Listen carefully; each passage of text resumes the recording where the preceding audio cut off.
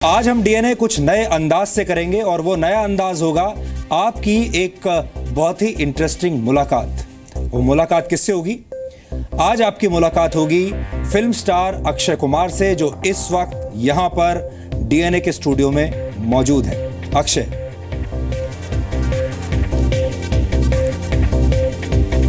Thank you sir. बहुत बहुत स्वागत है अक्षय आपका। Thank you. आजकल आप लगातार चर्चाओं में तो हैं, लेकिन फिल्में आपकी चल रही हैं, लेकिन उससे भी ज़्यादा आजकल आपके वीडियोस चल रहे हैं। लगातार आप सोशल मीडिया पर वीडियो डाल रहे हैं। मैंने देखा बेंगलोर में ईव टीजिंग की घटना हुई, आपने वीडियो डाल दिया। उसके बाद थोड़े दिन पहले आपने फौजियों के लिए एक वीडियो डाल दिया।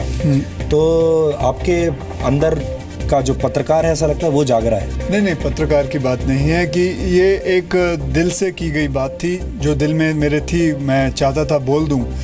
क्योंकि कभी कभी क्या होता है, कभी कभी आप कुछ इंटरव्यू दे देते हैं, कोई उसको मरोड़ देता है, मोड़ देता है, कुछ अपने हिसाब से बात बोल देता है। तो मैंने सोचा कि क्यों ना इस सोशल मीडिया का एक सही फ़ायदा उठाया जाए और उसको एक जो दिल में है बात, वो एक आराम से बंद कमरे में बैठकर मैं अपने हाथ से ही खुद रिकॉर्ड कर लूँ और डाल दूँ।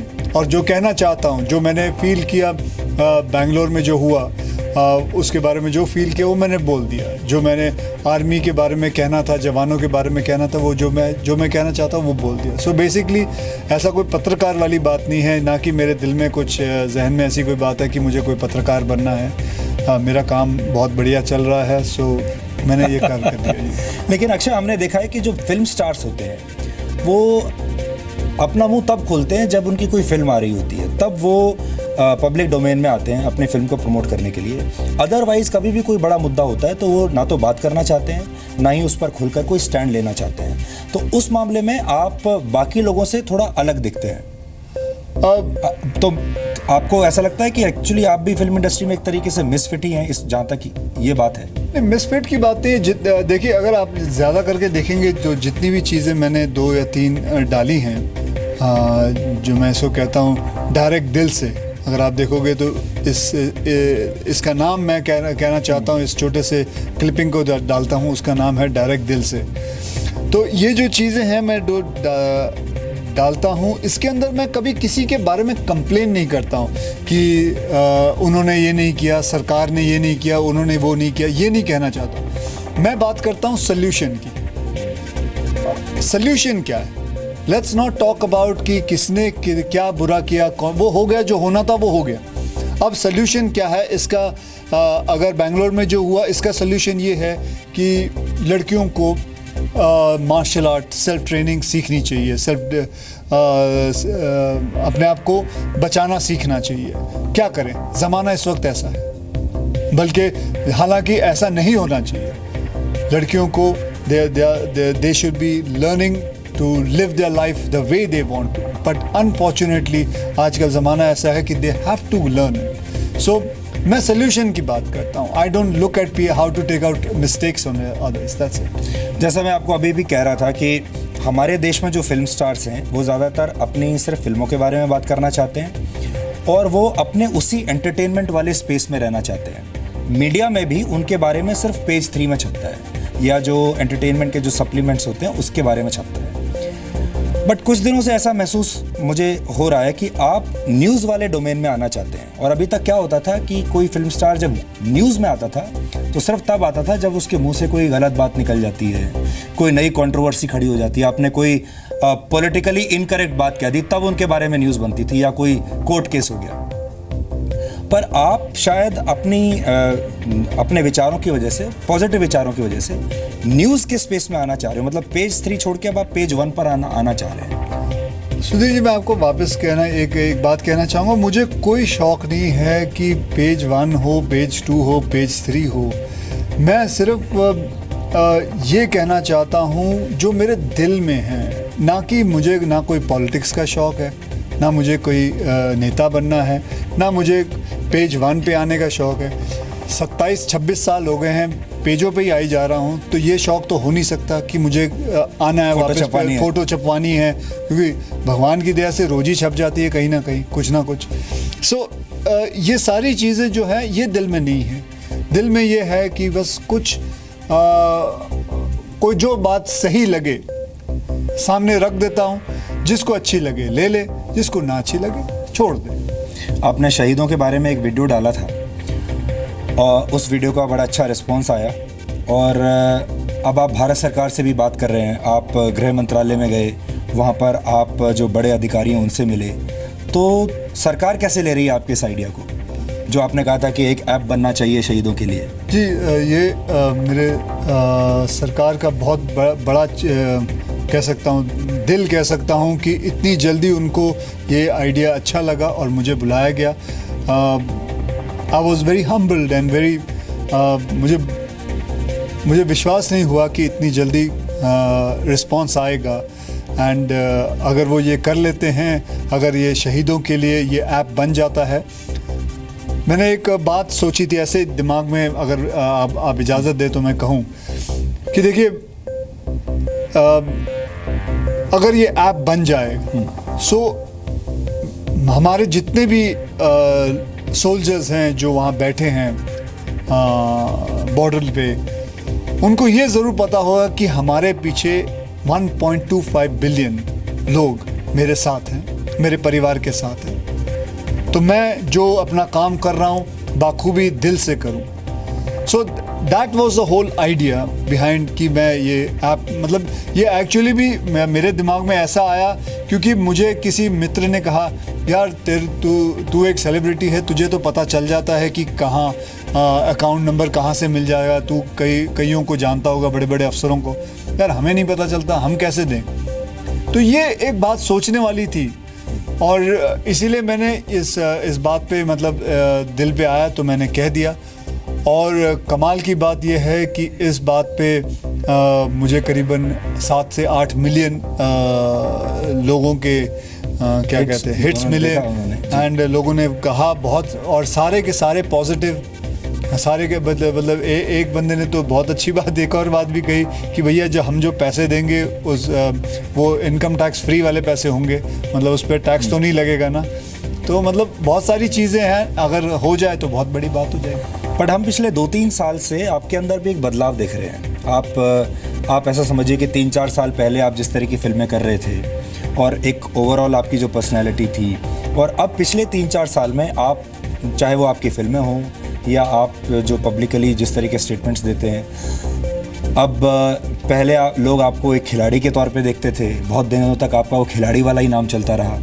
अब लोग आपको एक देशभक्त के तौर पर देख रहे हैं, आपकी फिल्मों की वजह से भी और ऐसे भी। सो कुछ चेंज आ रहा है आपके अंदर? Is there any change in your personality, in your thought process? ऐसा है कि जब मैं पहले फिल्में करता था तो मैं किसी प्रोड्यूसर के लिए फिल्में करता था, करना तो मैं तभी भी चाहता था, लेकिन खुद के पैसे नहीं थे तो मैं प्रोड्यूसरों के लिए काम किया। ये 4-5 साल पहले से अगर जब मैंने काम शुरू किया ये सब फिल्में बनाना, तब मैं खुद की जितनी भी आप फिल्में देखेंगे ये मैंने खुद प्रोड्यूस की हुई है। सो जब मैं खुद करना चाहता हूँ तो मैं ऐसी फिल्में करना चाहता हूँ जिसके अंदर कुछ लोगों को कोई नई चीज़ बता सकूँ, कोई नए मुद्दा ले सकूँ।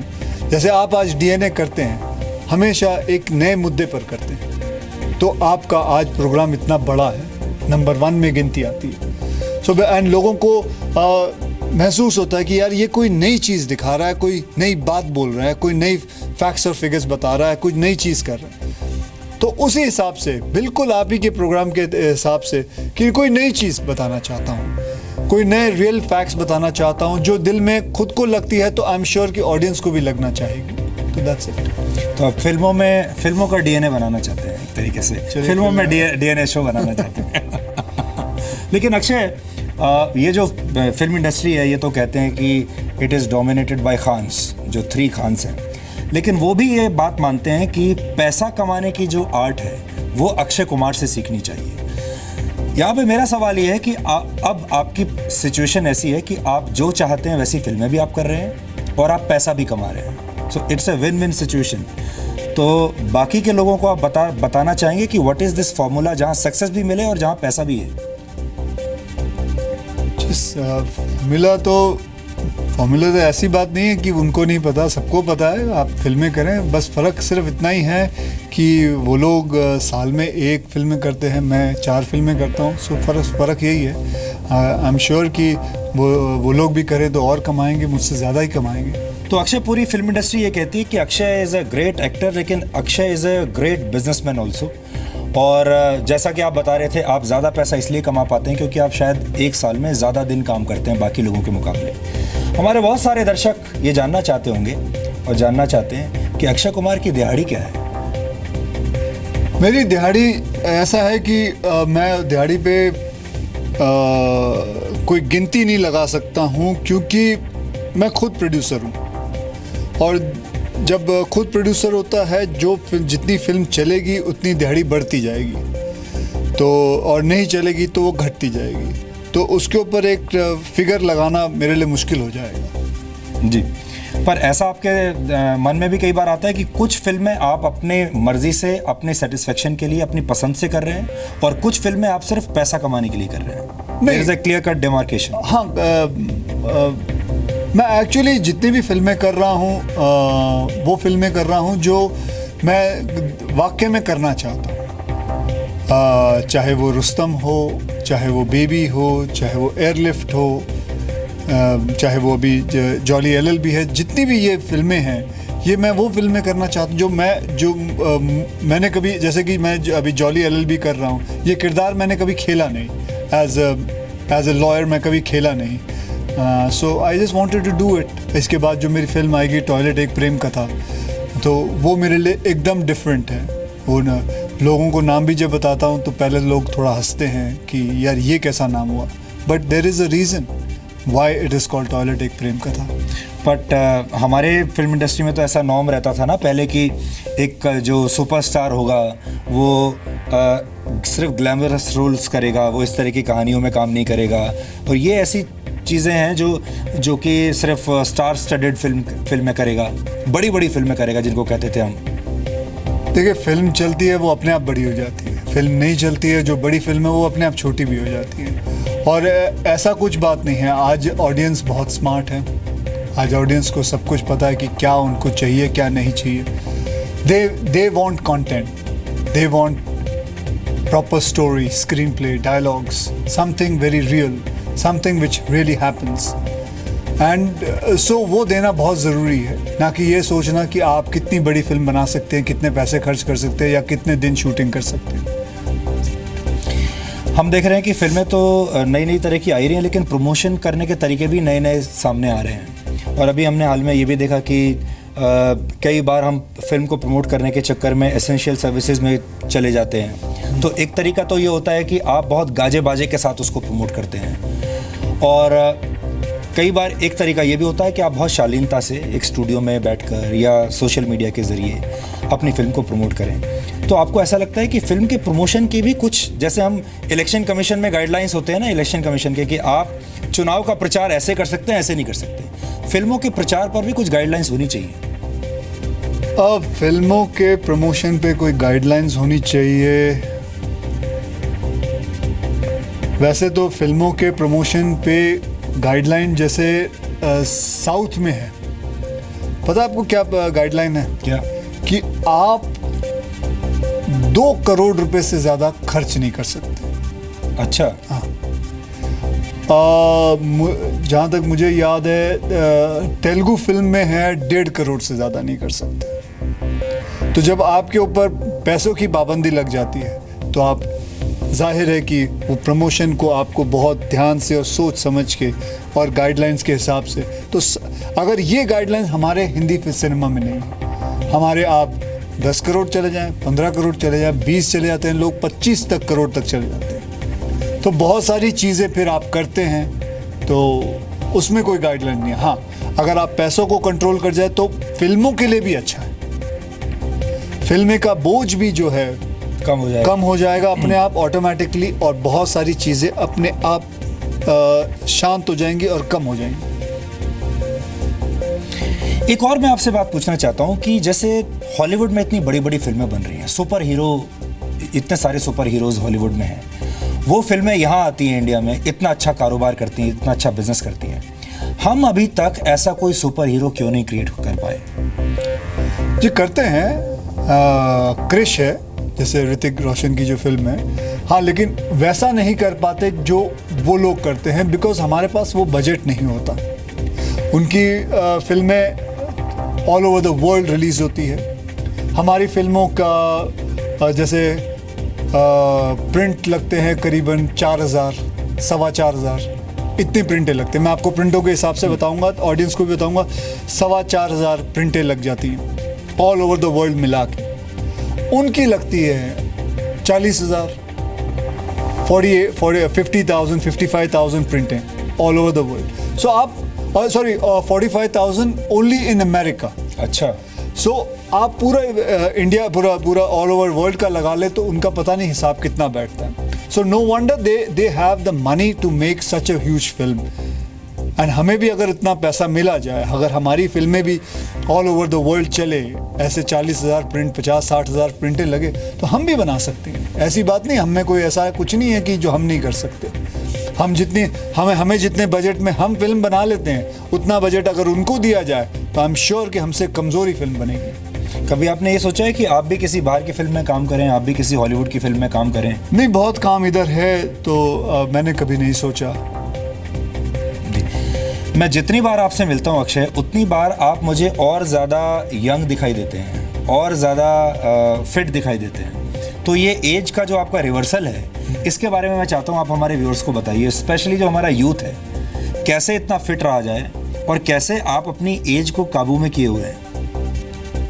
को काबू में नहीं किया हुआ हूँ।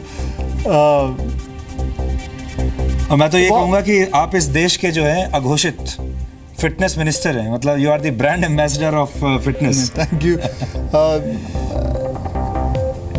कुछ चीज़ें हैं, कुछ जैसे आप गाइडलाइन, जिस हिसाब से आप कह रहे थे, वो जो वर्ड है गाइडलाइंस, वो गाइडलाइंस के हिसाब से मैं चलता हूँ। अपने आप को उसके हिसाब से रखता हूँ, जैसे सही वक्त पे खाना खाना, रात के 6:30 बजे के बाद खाना कुछ नहीं खाना, अन्न नहीं खाना, कुछ भी नहीं खाना, करीबन 1.5 घंटा, 1-1.25 घंटा एक्सरसाइज करना, स्विमिंग करना, अच्छा सोचना। The most important thing is good thinking. It is a healthy thinking is the most important thing for your health. वो आपके अंदर की जो बेसिकली जो सोच है ना, वो आपके अंदर के हिस्सों को, चाहे आपके लिवर हो, चाहे आपका ब्रेन हो, बहुत सारी चीज़ों पे असर करता है, और अच्छी असर करता है अगर आप अच्छा सोचें। बहुत सारी चीज़ें ये मैं कर कुरा के फॉलो करता हूँ। So I think that keeps my health in a good, in a controlled way, and I am very healthy in that वे।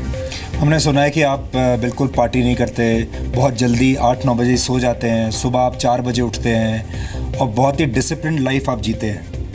तो ये सब जो कहानियाँ, कथाएँ हम सुनते रहते हैं आपके बारे में, क्या ये वाकई सच है? और आज के कलयुग में क्या ये संभव है? कभी कभी तो मैं सोचता हूँ, मुझसे लोग ऐसा क्यों पूछते हैं कि आप इतने जल्दी सो कैसे जाते हैं, 9-9:30 बजे सो जाते हैं। मेरी समझ में नहीं आता कि ये तो वो आदत है जो हमने बचपन से पाल रखी थी, स्कूल जाने से, जब स्कूल जाया करते थे, सुबह उठना, जल्दी उठना, तो ये हमारा स्कूल का वक्त होता था। तो ये आदत हमसे छूट गई, तो ये ऐसा कोई नई चीज़ नहीं है। मेरे फादर हमेशा कहा करते थे कि जो इंसान लेट सोता है, पूरी रात जागता है और सुबह सोता है, वो मेरे हिसाब से उल्लू होता है। सो आई थिंक लेट सोना एक उल्लू जैसी बात हो जाएगी। तो आप इसको, यही मैं आपसे पूछ रहा था कि जो हमारी हिंदी फिल्म इंडस्ट्री का, उसका तो जो पूरा माहौल है, वहाँ तो हम सुनते हैं कि कोई भी 1-2 बजे से पहले सोता ही नहीं है। It's full of politics, full of masala, gossips, parties. तो ऐसे माहौल में आप कैसे इतनी डिसिप्लिन लाइफ जी पाते हैं? आपका दिल नहीं करता पार्टी करने का, मैं भी बाहर जाऊँ? नहीं, बिल्कुल नहीं करता। And this is an honest confession, अगर करता होता तो मैं ज़रूर जाता। लेकिन जैसे आपने बिल्कुल सही कहा कि पॉलिटिक्स और किसी के बारे में बोलना, या कोई आपके बारे में कह रहा है, आप अगर उनके सामने जाओ ही नहीं तो कोई बुना बोलेगा ना, कोई सुनेगा। सो काफ़ी चीज़ों से आप बच जाते हैं। ये मैंने देखा है, ये मेरा एक्सपीरियंस है कि एक्चुअली जितने भी whatever the evil thing happens, that happens only at night time. तब आपका दिमाग खराब रात में ही होता है। दिमाग खराब जो होता है वो उसी वक्त होता है, चाहे मतलब पीते वक्त, हाँ कुछ सो ये सब चीज़ों से बच जाता है, और बहुत सारी चीज़ें, बहुत सारी प्रॉब्लम से आदमी बच जाता है। क्योंकि मैं कभी कभी सुबह उठ के देखता हूँ, अरे पता है रात को ऐसी ऐसी फला जगह पे उसने उसको पीट दिया, वो उसके साथ पकड़ा गया, गाड़ी चढ़ा दी। सो ये सारी चीज़ें सब रात को ही होती हैं। तो हम ये कह सकते हैं कि आप फिल्म इंडस्ट्री के गुड बॉय हैं। गुड बॉय मतलब I am a normal boy, normal man, boy नहीं कहूँगा। Thank you so much Akshay for coming here. Thank you very much. और हम चाहते तो आपका कोई dirty, full of gossip, full of controversies ऐसा कुछ इंटरव्यू कर सकते थे, बट मुझे लगा कि आपका एक क्लीन इंटरव्यू करना चाहिए ताकि लोग इस इंटरव्यू से कुछ सीख सकें, कुछ जानकारी मिले आप लोगों को, स्पेशली जो हमारा जो यूथ है वो आपसे कुछ सीख सके। जी बहुत बहुत धन्यवाद कि आपने वो डर्टी और वो चीज़ें नहीं की, और लेकिन कभी होगा तो मैं ज़रूर आऊँगा आपके प्रोग्राम में, आप ये वाला भी करके देख लीजिएगा। मैं भी जानना चाहूँगा कि कितना डर्टी हो सकता हूँ मैं। Thank you so much Akshay. Thank you. Thank you for being here.